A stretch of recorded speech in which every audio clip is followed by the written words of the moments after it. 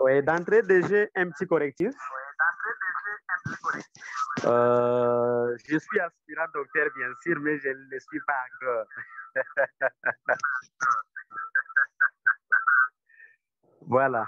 Comme il est affiché, il est question pour moi de faire une présentation en rapport ou lié à la contribution des mesures juridiques et institutionnelles dans l'utilisation rationnelle des zones humides en République démocratique du Congo.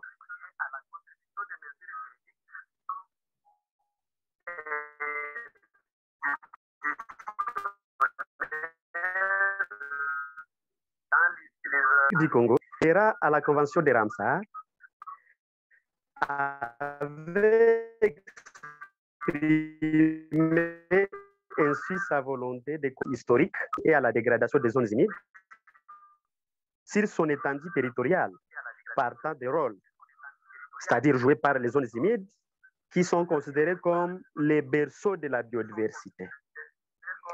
Cependant, nous avons constaté qu'en dépit de l'existence de cette convention, les zones humides continuent à subir une pression due aux activités humides en RDC.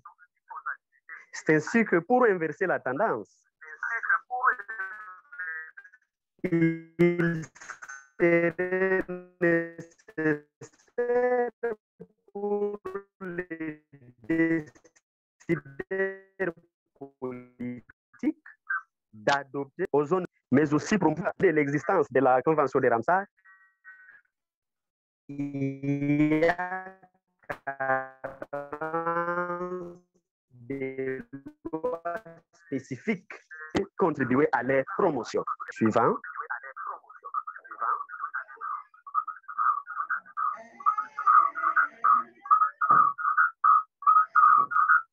La RDC est partie à un nombre important d'accords multilatéraux relatifs à l'environnement, à l'instar de la Convention de Ramsar, qui prône l'utilisation rationnelle des zones humides. Pour tous ces instruments juridiques internationaux, la RDC devrait élaborer des cadres nationaux de mise en œuvre, particulièrement la Convention de Ramsar sur les zones humides, qui souffre de plusieurs violations par manque d'une législation spécifique pour les zones humides, ce qui contribue certainement à la protection et utilisation rationnelle des zones humides. Cependant, il a été établi que dans la plupart des régions de la RDC, les zones humides subissent un déclin continu dans leur superficie et leur qualité. Il est fréquent que les décideurs et autres responsables politiques sous-estiment la valeur des avantages qu'elles offrent ainsi à l'humanité, aussi bien à l'humanité qu'à la nature. Cependant, il a été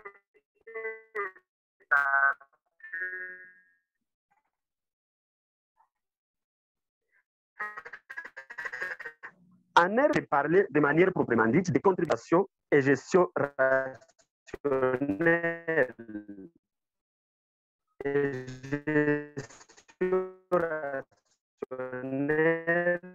Des zones en République démocratique du Congo, l'utilisation et la gestion rationnelle saurait être efficacement encouragée au niveau local, national et sans respecter des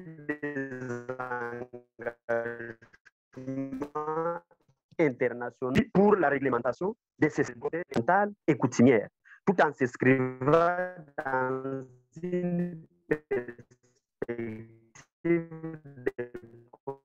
contribution, de protection des établissements des principes et règles de conduite pour les fonciers et les droits d'usage de la terre, de l'eau, des ressources naturelles. Slide suivant. Maintenant, fonction et valeur des zones humides. Les zones humides sont importantes pour la sécurité des populations qui vivent dans leurs limites ou à proximité parce qu'elles sont parmi les mieux du monde. Sous ces défis, les zones humides sont potentiel d'adaptation ou d'atténuation au changement climatique présentent à cet effet plusieurs variantes dont les zones humides sont considérées comme les berceaux. Maintenant, valeur proprement dite des zones humides. Les zones humides ont des avantages économiques du point de vue quantité et qualité. Les pêcheries, plus de 2/3 des zones humides en bon état. Et grâce au renouvellement des nappes phréatiques et à la rétention des matières nutritives dans les plaines d'inondation, les bois d'œuvre et autres matériaux de construction, les ressources énergétiques telles que la tourbe et litière, la faune, la flore sauvage, les transports, toute gamme d'autres produits des zones humides, y compris les plantes médicinales. Dernier point, mais ce n'est pas les moindres. La possibilité de loisirs et le tourisme. Donc, tous ces enjeux-là dépendent, n'est-ce pas, des zones humides. Donc, on estime que dans le monde, plus d'1 milliard de personnes dépendent entièrement ou en grande partie des zones humides pour leurs moyens d'existence. Place des mesures juridiques institutionnelles dans la protection des zones humides en République démocratique du Congo. Dans le contexte de la RDC, pour une bonne gestion des zones humides, il y a nécessité d'une prise de conscience écologique de tous les acteurs sociaux. Et les décideurs doivent adopter ou mieux élaborer une loi spécifique aux zones humides, mais aussi promouvoir la bonne gouvernance à tous les niveaux, car force est de constater que tous les sites Ramsar en RDC, notamment les bassins de la Lufira, les sites Ngiritumba, Maindombe, le parc national de Virunga, le parc national des mangroves, sont aujourd'hui menacés par les activités humaines et pourtant la RDC est partie à plusieurs conventions et traités internationaux qui promeuvent la protection de l'environnement. En termes de conclusion, il est clairement établi que les zones humides en RDC subissent de fortes pressions et leur dégradation entraîne d'énormes pertes de la biodiversité et de ces faits en freine à l'atteinte des objectifs du développement durable. À ce titre, les décideurs politiques congolais devraient se sentir interpellés d'une telle perte et ou dégradation qui a un lot de conséquences non seulement sur l'environnement, le développement, mais aussi sur la santé humaine, tant pour la génération présente que celle future. Le bon état des milieux humides en RDC est du ressort de tous les acteurs sociaux qui doivent s'impliquer dans une gestion globale de l'environnement. Complétée par une réglementation spécifique, cette gestion globale permet la préservation des milieux humides sous réserve qu'ils soient correctement identifiés. Malgré cela, les recours à des actions de restauration est parfois nécessaire pour les protection.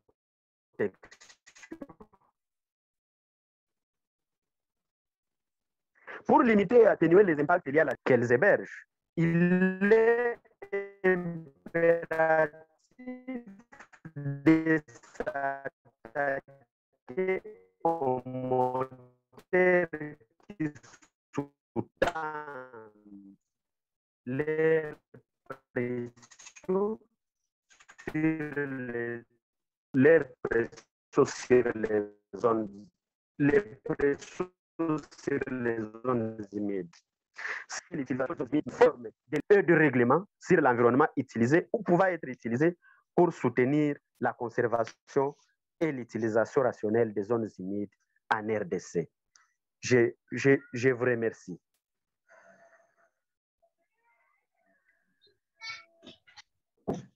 Merci beaucoup. On a essayé de vous suivre malgré que ça a coupé des fois.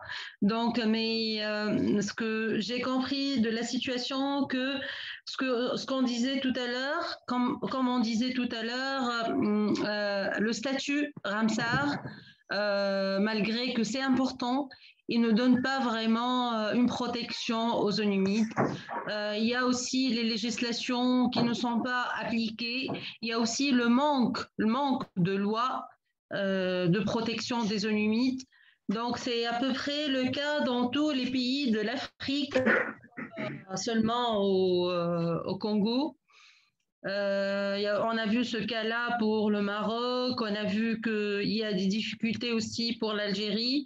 En Tunisie aussi, c'est le même cas. Donc, c'est un point important à noter pour tout à l'heure, pour le débat, que législation, il manque beaucoup au niveau des zones humides. Et aussi que le statut Ramsar, c'est ce qu'on va aussi, c'est-à-dire par la suite pour les recommandations, ne donne pas assez de protection pour les zones humides en Afrique en général. Je ne sais pas pour le cas des autres pays, mais en Afrique, d'après les cas qu'on a vus dans les présentations, le statut ne donne pas assez de protection. Donc, merci beaucoup pour cette présentation.